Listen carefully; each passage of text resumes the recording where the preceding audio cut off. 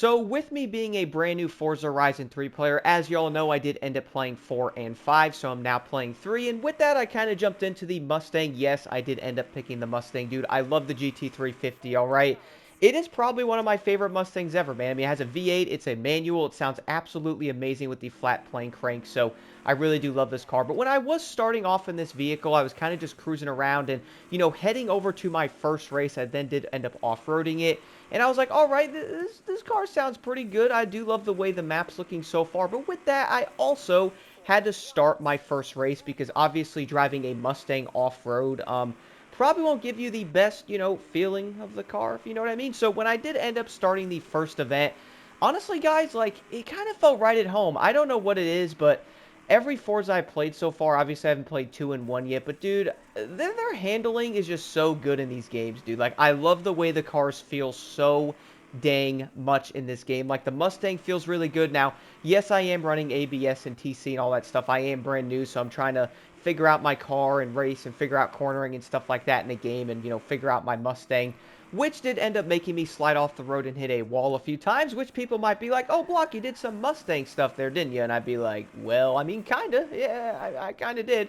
But when I was racing in this event, though, obviously the first ever race I did, guys, I don't know, like, what's mind-blowing to me about Forza Horizon, at least from what I have noticed as a new player, and I'm meaning the series, by the way, is Forza Horizon 3 still feels like different. Like, the vibe of racing in this game doesn't feel like 4. At least for me, it doesn't. It still feels different. And by the way, when it started to rain in this race, which you guys will see in the background right now, I wasn't expecting the rain to really hit the camera like that. Like, sometimes you see some drops and stuff like that, but it was legit hitting the camera. And at the same time, it kind of gave me the feeling like, yo, dude, you were actually racing in the rain. Like, it's not just a few drops. You could see the water on the road, the dampness, the water coming off the car. I thought the rain looked really good, and then it dawned on me like, yo, this game is from 2016. So, yeah, it honestly looks really good for its time, bro. I'm looking at it like it's really 9 years old. But after this event, though, guess what I had to do? So that was the first race. Obviously in the game, you kind of have to do that to, get to the next part of the game. After that, I was like, okay, let me now move on to the next part and see what I have to do after that. And I did end up doing the next race, guys, which would be off-road. Yes, and this one I was like, well, I'm driving a Mustang, so, this will probably be pretty dope. But you do end up starting on the beach, so right off the bat, dude, I was just looking out in the water like, wow, this whole thing is absolutely beautiful, man. I love the coastal driving in this area. Like, I know you start over here and stuff, but I was kind of just in awe. I'm like, man, this looks absolutely amazing. I love the way the sky looked coming into, like, nighttime, passing all the cars. All the headlights are working on the cars because I've got memories from the Crew 1 where my headlights were not working half the time, which is kind of hilarious. But I was kind of just looking at this race going, wow, I did like the way this starts. Most people might be like, oh, dude, it's a Mustang in the dirt. Well, you weren't really in the dirt that much. Then you basically move over to some cement, and then you go into more dirt and stuff like that, and then you cut back onto the road. So it's not like all on the dirt. You kind of just start there. And I don't know, dude, like, I was racing through this area in this forest and seeing all the trees and the darkness and just, I don't know, dude, the vibe of Forza Horizon 3 was kind of hitting me. I'm like, I'm cruising in this Mustang. I love the way the cockpit view looks, by the way. Looks really good. Is it full-on detailed? I mean, you could argue that maybe not, but it still looked great. For my second race, dude, I was like, wow, this is absolutely insane. But I did not realize after that the vehicle I would end up getting besides this Mustang. So after I did end up finishing that race, I saw an icon thing pop up, and it was like, you now can go to your festival and expand it. I'm like, oh, that's pretty dope, whatever that means, because, I have no idea what that actually means. But I was like, let me head over there. I kind of cruised over to the area in the Mustang, man. The sun was just shining on me and on the whole mountainside of where I was and the trees, and I don't know, dude.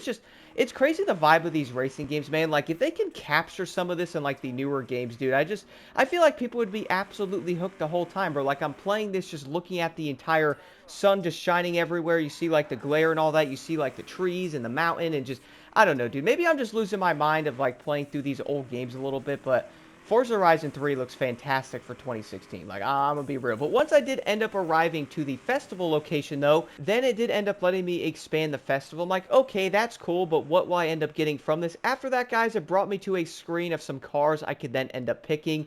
Obviously, specifically SUVs or sports utility heroes, if you want to get really specific. The first one is a BMW X6M. I was like, oh, that's pretty dope. A Jeep Grand Cherokee SRT. After that, a Lamborghini Urus, bro. I'm like, what? There's a 2014 one of those. And then we also have the Land Rover as well after that, guy. So I was looking through these going, you know what I have to pick? Bro, I gotta pick the Urus. I did not even honestly realize there was like a Urus concept of this thing back then, and that's probably me not really playing, Forza or any of these games or knowing a ton about these cars back in 2014, so that's probably, having something to do with it.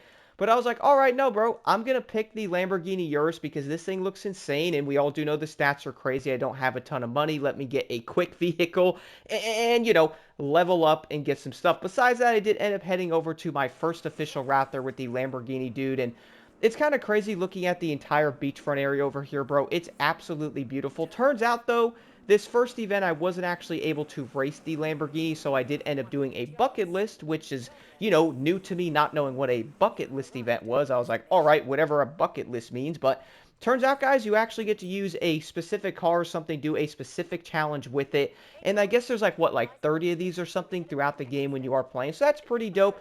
The first one I did end up encountering, which obviously is the first one I think everyone encounters, is with the Aerial Nomad, and not gonna lie, dude, this thing feels absolutely amazing. And look, guys, I'm gonna say this right off the bat again. I'm actually planning a video right off the bat. I will talk about this a little bit more after this one, but kind of like an experience thing is I'm gonna say, dude, the off-roading in this game again, Forza absolutely kills off-roading, dude. Like every single Forza I have played so far when I off-road, they all feel amazing. Like they all legit feel amazing. I love Forza Horizon 5. 4 felt amazing. 3 also feels great. Racing through this mountain on the Aerial Nomad, dude, and trying to get over to this objective, jumping through like a forest and stuff like that, man. And part of that was me going through this going, oh, wait, well, this is also kind of like a rainforesty area. I do need to go explore a lot of this. And also, guys, do be ready for a lot of map videos, dude. I have multiple planned out because I'm kind of amazed with every part of this map so far, dude. And off-roading through this forest, man, felt no different. But once that event was done, though, I then did end up spawning back into the map, and a thing popped up with, like, a yellow circle telling me that I have a Drivatar thing. I can then go race or, like, 1v1 and then hire them, and you apparently get money or, like, extra money or something like that. I was like, okay, that's pretty dope. Let me head over and try to find them. Did end up taking me a minute. I kind of drove around a circle. I then did not end up seeing it, and boom, it popped up. I was like, okay, let me challenge this and, race it. And it was kind of like a 1v1 race after you challenge it, which I thought was pretty dope. And I'm guessing you guys, let me know in the comments as I am new and obviously, experiences the game for the first time. I'm guessing you can race most of any of these and you can do this, or is it certain ones? Do let me know, because I obviously don't know yet, but I did end up racing this one and pretty much beating it because, for one, I do know they follow the same route, dude, but the Urus is absolutely insane. I love the way this thing handles. And it's kind of weird looking at this car because I pretty much did end up going to Miami when this truck did end up releasing. If you are wondering why I say that, there's a Lamborghini dealer down there that did end up having some of these, like some of the first ones in the US anyway, and I was like, all right, I have to go see one, and dude, the real Urus is such a beautiful SUV. So I can kind of see looking at the concept version, and I was driving this thing, I was absolutely loving it. The mirrors are kind of weird on it, but the thing handled very well without off-road tires because we all do know some of the off-road races you will have to do in like a sports utility hero and stuff like that. You might end up, crashing yourself or something like that. But once I did end up beating that, I then moved over to the next race I had to do, which was a main event you actually had to do with the SUV, or like, to progress and stuff like that. But upon getting to my second lap, I was like, all right, here comes the beach. I did end up failing, having to rewind and stuff because I was, trying to do a cut there. But I really do love the way the beach looked, dude. And then I was like, all right, let me get to my second lap because I kind of want to go through this area again. You pretty much go through like a small town, going through like their backyards and breaking their fences and stuff like that. And for me, it was actually a fun, like, beginning type of race. I'm kind of going through this small town, exploring the beach and stuff, and getting an idea of like the vibe of the game. And honestly, dude, it again did not miss at all.